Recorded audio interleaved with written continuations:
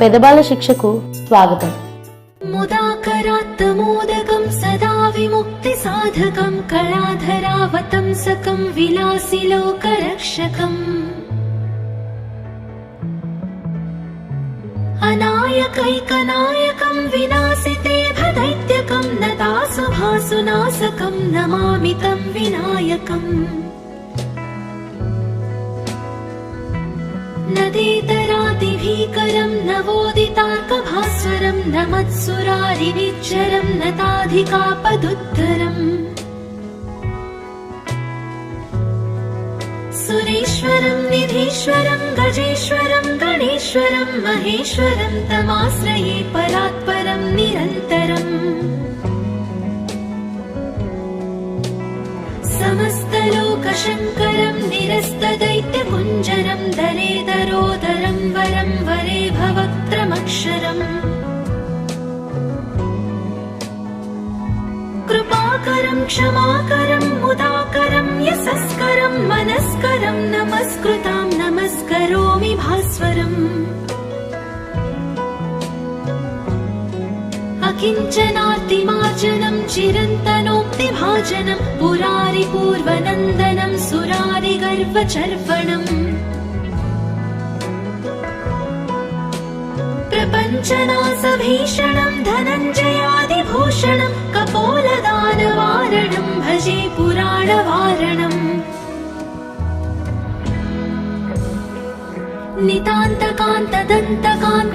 నితాంతకాంతదంతకాంతిమంతకాంతకాత్మజం అచింత్యరూపమంతహీనమంతరాయ కృంతనం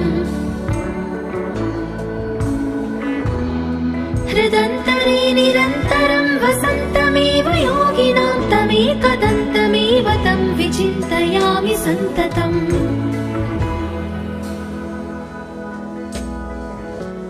महागणेश पञ्चरत्नमादरेण योऽन्वहं प्रजल्पति प्रभातके हृदि स्मरन् गणेश्वरम् अरोगतामदोषतां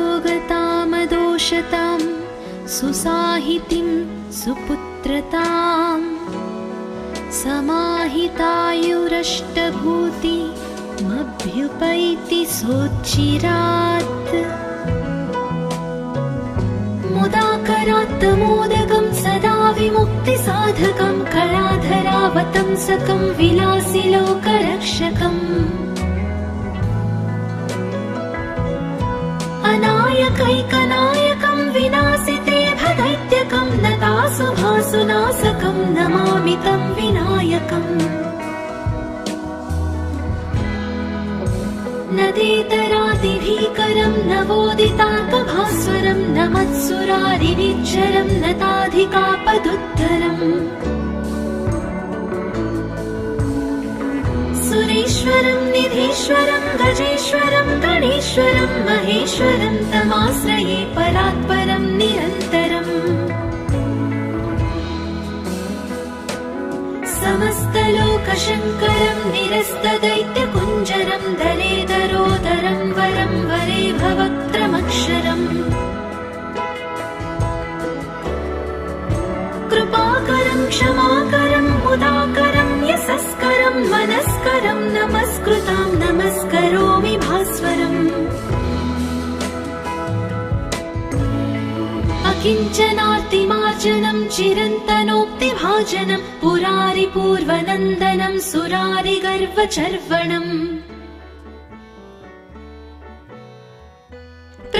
प्रपञ्चनाशभीषणं धनञ्जयादिभूषणं कपोलदानवारणं भजे पुराणवारणम्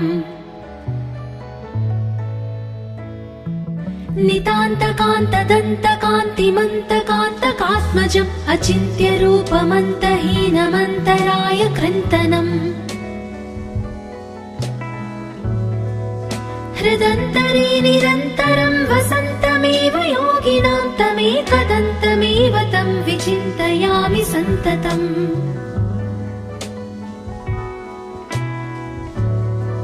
महागणेश पञ्चरत्नमादरेण योऽन्वहं प्रजल्पति प्रभातके हृदि स्मरन् गणेश्वरम् अरोगताम महागणेशपञ्चरत्नमादोषतां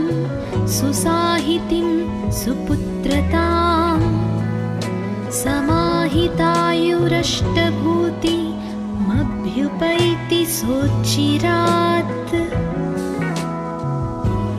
मुदाकरात्तमोदकं सदा विमुक्तिसाधकं कलाधरावतंसकं विलासिलोकरक्षकम्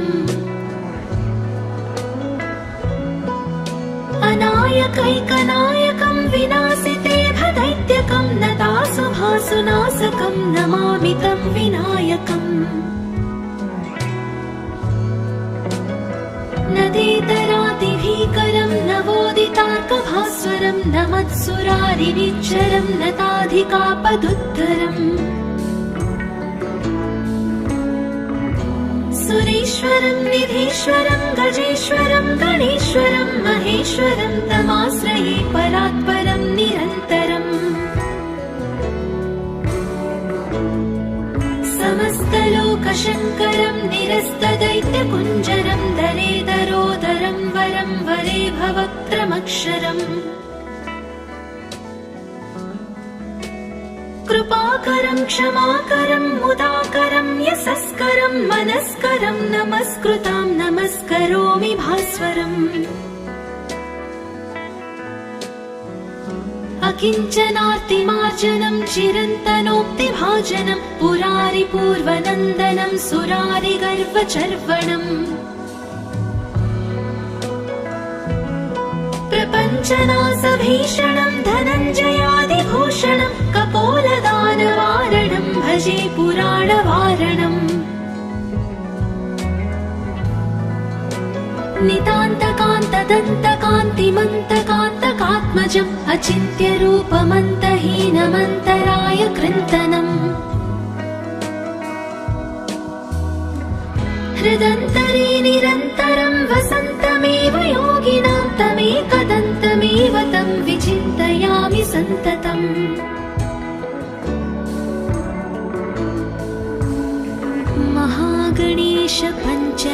महागणेशपञ्चरत्नमादरेण योऽन्वहम्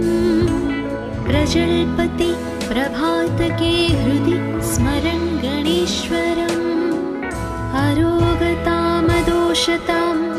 सुसाहितिं सुपुत्रताम्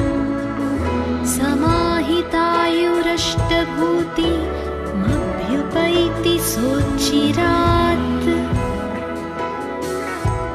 मुदाकरात्तमोदकं सदा विमुक्तिसाधकं कलाधरावतंसकं विलासिलोकरक्षकम्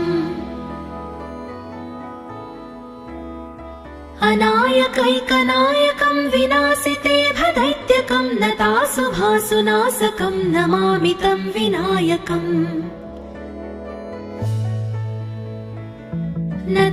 नदेतरातिभीकरं नवोदितार्कभास्वरं नमत्सुरारिनिच्चरं नताधिकापदुद्धरम्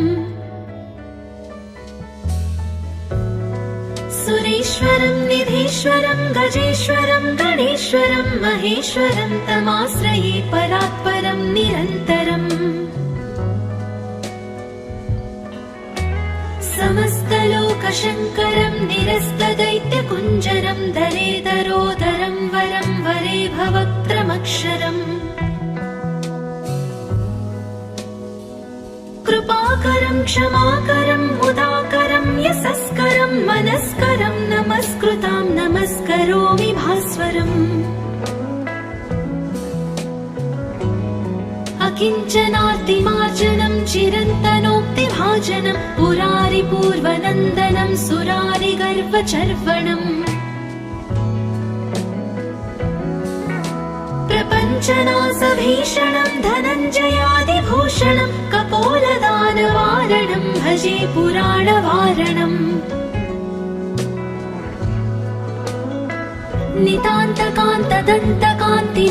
नितान्तकान्तदन्तकान्तिमन्तकान्तकात्मजम् अचिन्त्यरूपमन्तहीनमन्तराय कृन्तनम्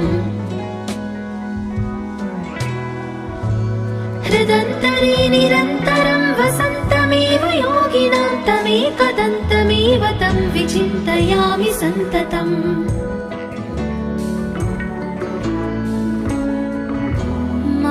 महागणेश पञ्चरत्नमादरेण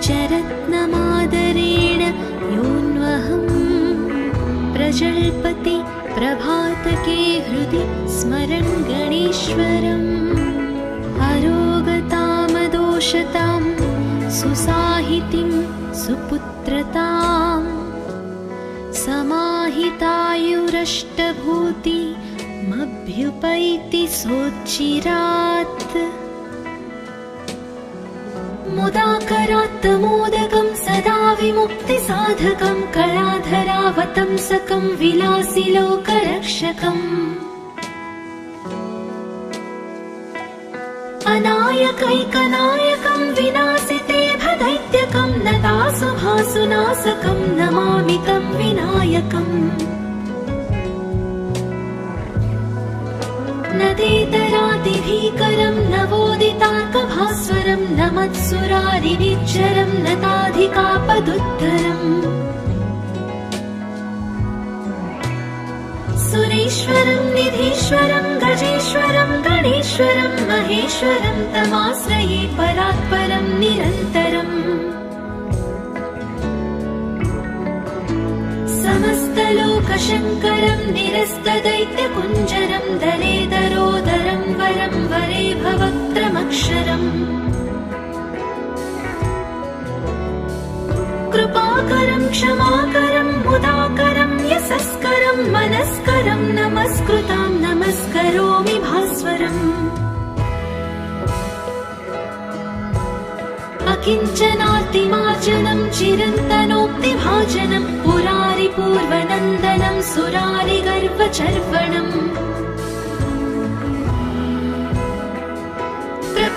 प्रपञ्चनासभीषणं धनञ्जयादिभूषणं कपोलदानवारणं भजे पुराणवारणम्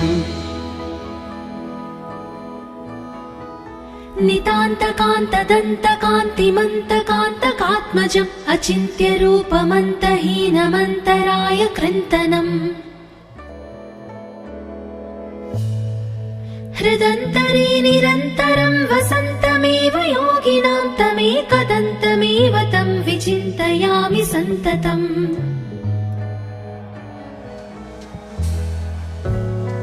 महागणेश पञ्चरत्नमादरेण योऽन्वहम्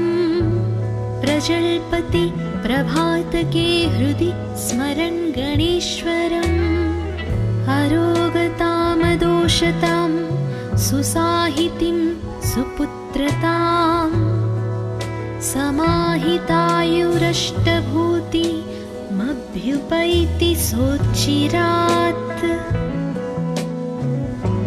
मुदाकरात् मोदकं सदा विमुक्तिसाधकं कलाधरावतंसकं विलासिलोकरक्षकम् अनायकैकनायकं विनाशिते भदैत्यकं नतासुभासुनाशकं नमामि तं विनायकम्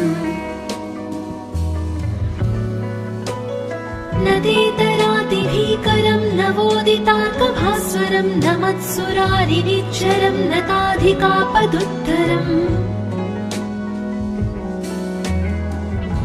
सुरेश्वरं निधीश्वरं गजेश्वरं गणेश्वरं महेश्वरं तमाश्रये परात्परं निरन्तरम्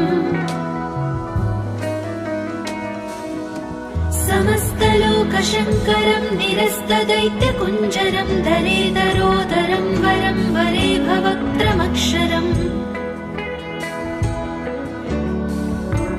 कृपाकरं क्षमाकरं मुदाकरं यशस्करं मनस्करं नमस्कृतां नमस्करोमि भास्वरम् अकिञ्चनार्तिमार्जनं चिरन्तनोक्तिभाजनं पुरारिपूर्वनन्दनं सुरारिगर्वचर्वणम् प्रपञ्चनासभीषणं धनञ्जयादिभूषणं कपोलदानवारणं भजे पुराणवारणम्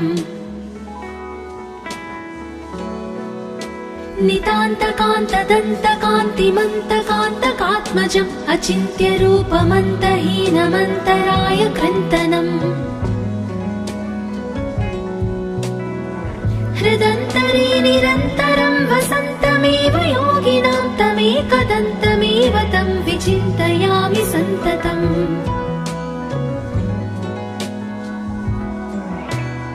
महागणेश पञ्चरत्नमादरेण योऽन्वहम् प्रजल्पति प्रभातके हृदि स्मरन् गणेश्वरम्। अरोगतामदोषतां सुसाहितिं सुपुत्रताम् समाहितायुरष्टभूतिमभ्युपैति सोच्चिरात्। मुदाकरात्तमोदकं सदा विमुक्तिसाधकं कलाधरावतंसकं विलासिलोकरक्षकम्। अनायकैकनायकं विनाशिते भदैत्यकं नतासुभासुनाशकं नमामि तं विनायकम्। नदेतरातिभीकरं नवोदितार्कभास्वरं नमत्सुरारिनिच्चरं नताधिकापदुद्धरम्। सुरेश्वरं निधीश्वरं गजेश्वरं गणेश्वरं महेश्वरं तमाश्रये परात्परं निरन्तरम्।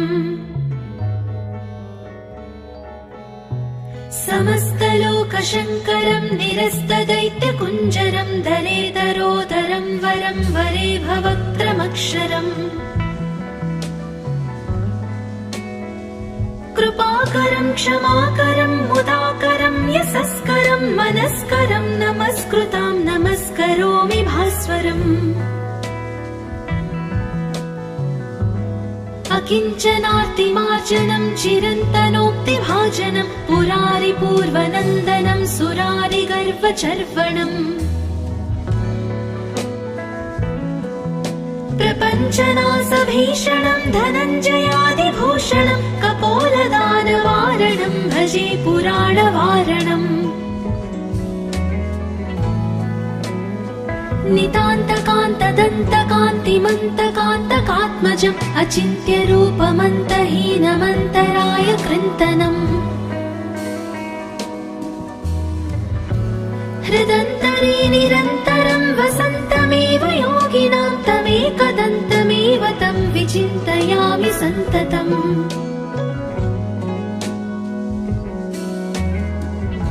महागणेश पञ्चरत्नमादरेण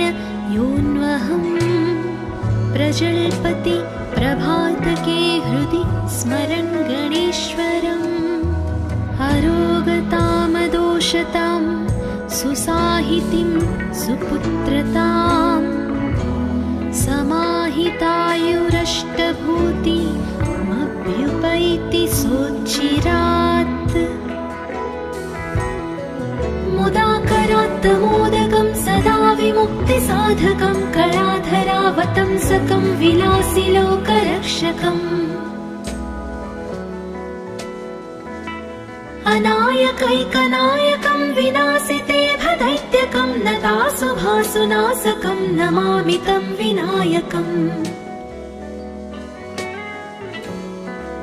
नदेतरातिभीकरं नवोदितार्कभास्वरं नमत्सुरारिनिच्चरं नताधिकापदुद्धरम्। सुरेश्वरं निधीश्वरं गजेश्वरं गणेश्वरं महेश्वरं तमाश्रये परात्परं निरन्तरम्। समस्तलोकशङ्करं निरस्तदैत्यकुञ्जरं दलेदरोदरं वरं वरे भवक्त्रमक्षरम्। कृपाकरं क्षमाकरं मुदाकरं यशस्करं मनस्करं नमस्कृतां नमस्करोमि भास्वरम्। अकिञ्चनार्तिमार्जनं चिरन्तनोक्तिभाजनं पुरारिपूर्वनन्दनं सुरारिगर्वचर्वणम्। प्रपञ्चनाशभीषणं धनञ्जयादिभूषणं कपोलदानवारणं भजे पुराणवारणम्। नितान्तकान्तदन्तकान्तिमन्तकान्तकात्मजम् अचिन्त्यरूपमन्तहीनमन्तराय कृन्तनम् हृदन्तरे निरन्तरं वसन्तमेव योगिनां तमेकदन्तमेव तं विचिन्तयामि सन्ततम्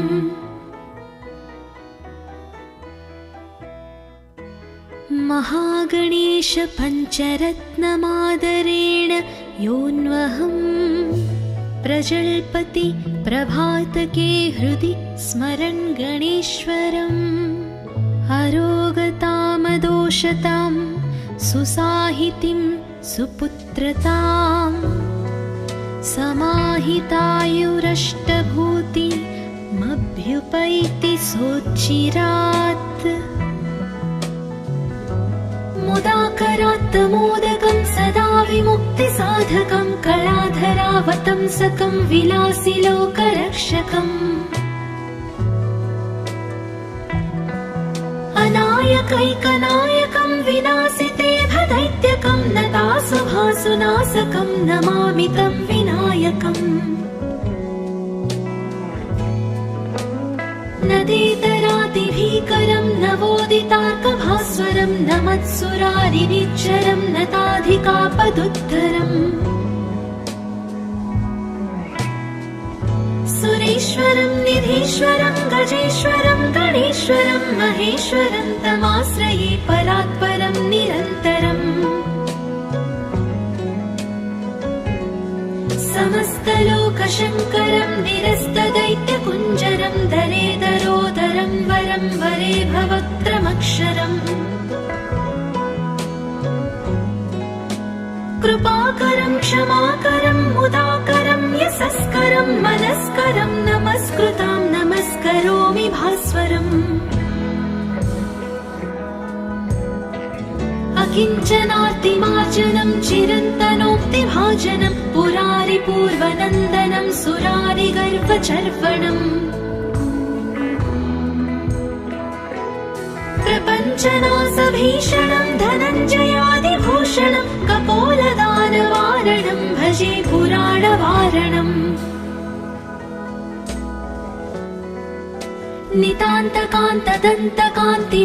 नितान्तकान्तदन्तकान्तिमन्तकान्तकात्मजम् अचिन्त्यरूपमन्तहीनमन्तराय कृन्तनम्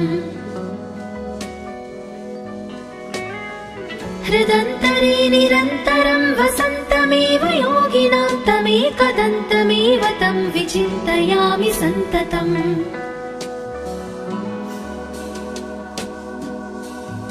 महागणेश पञ्चरत्नमादरेण योऽन्वहम् प्रजल्पति प्रभातके हृदि स्मरन् गणेश्वरम् अरोगतामदोषतां सुसाहितिं सुपुत्रताम् समाहितायुरष्टभूतिमभ्युपैति सोच्चिरात् मुदाकरात् मोदकं सदा विमुक्तिसाधकं कलाधरावतंसकं विलासिलोकरक्षकम् अनायकैकनायकं विनाशिते भदैत्यकं नतासुभासुनाशकं नमामि तं विनायकम् नदेतरादिभीकरं नवोदितार्कभास्वरं नमत्सुरारिनिच्चरं नताधिकापदुद्धरम् सुरेश्वरं निधीश्वरं गजेश्वरं गणेश्वरं महेश्वरं तमाश्रये परात्परं निरन्तरम्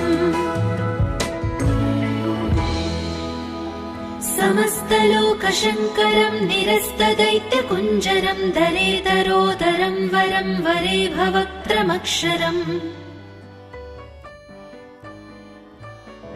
कृपाकरं क्षमाकरं मुदाकरं यशस्करं मनस्करं नमस्कृतां नमस्करोमि भास्वरम् अकिञ्चनार्तिमार्जनं चिरन्तनोक्तिभाजनं पुरारिपूर्वनन्दनं सुरारिगर्वचर्वणम्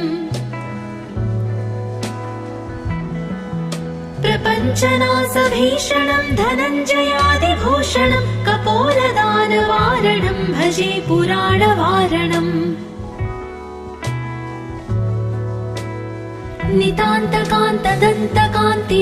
नितान्तकान्तदन्तकान्तिमन्तकान्तकात्मजम् अचिन्त्यरूपमन्तहीनमन्तराय कृन्तनम्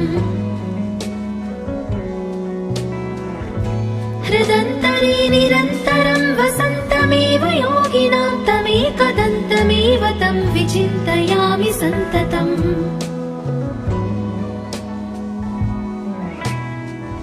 महागणेश पञ्चरत्नमादरेण योऽन्वहं प्रजल्पति प्रभातके हृदि स्मरन् गणेश्वरम् अरोगतामदोषतां सुसाहितिं सुपुत्रतां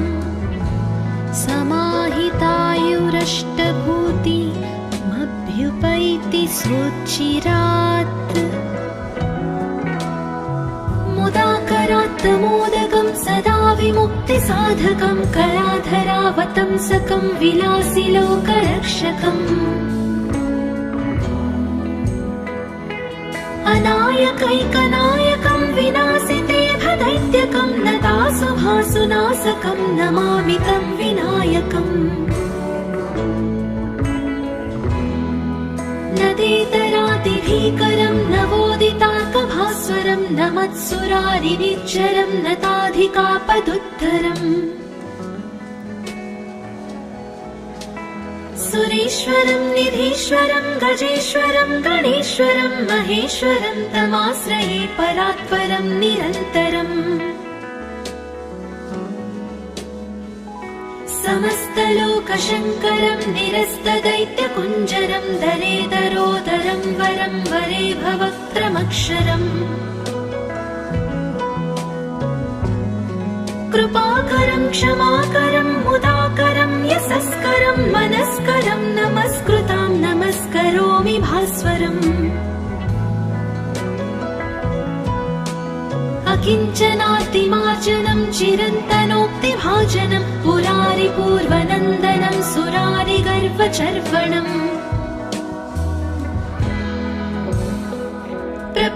प्रपञ्चनासभीषणं धनञ्जयादिभूषणं कपोलदानवारणं भजे पुराणवारणम्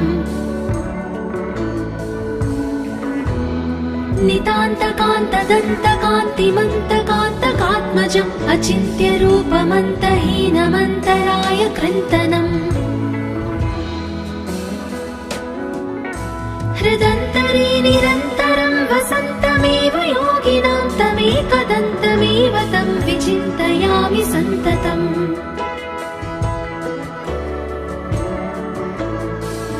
महागणेश पञ्चरत्नमादरेण योऽन्वहं प्रजल्पति प्रभातके हृदि स्मरन् गणेश्वरम् अरोगतामदोषतां सुसाहितिं सुपुत्रतां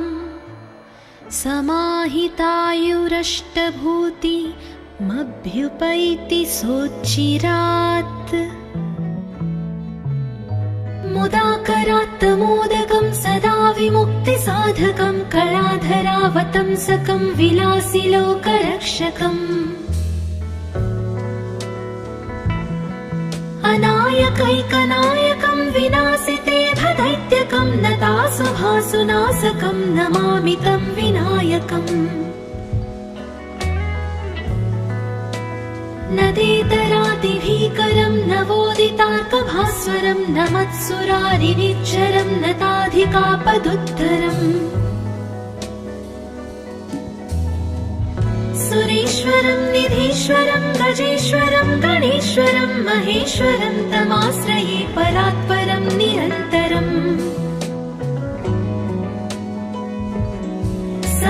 समस्तलोकशङ्करं निरस्तदैत्यकुञ्जरं दरेदरोदरं वरं वरे भवक्त्रमक्षरम् कृपाकरं क्षमाकरं मुदाकरं यशस्करं मनस्करं नमस्कृतां नमस्करोमि भास्वरम् किञ्चनार्तिमार्जनं चिरन्तनोक्तिभाजनं पुरारिपूर्वनन्दनं सुरारिगर्वचर्वणम् प्रपञ्चनासभीषणं धनञ्जयादिभूषणं कपोलदानवारणं भजे पुराणवारणम् नितान्तकान्तदन्तकान्तिमन्तकान्तकात्मजम् अचिन्त्यरूपमन्तहीनमन्तराय कृन्तनम् हृदन्तरे निरन्तरं वसन्तमेव योगिनां तमेकदन्तमेव तं विचिन्तयामि सन्ततम्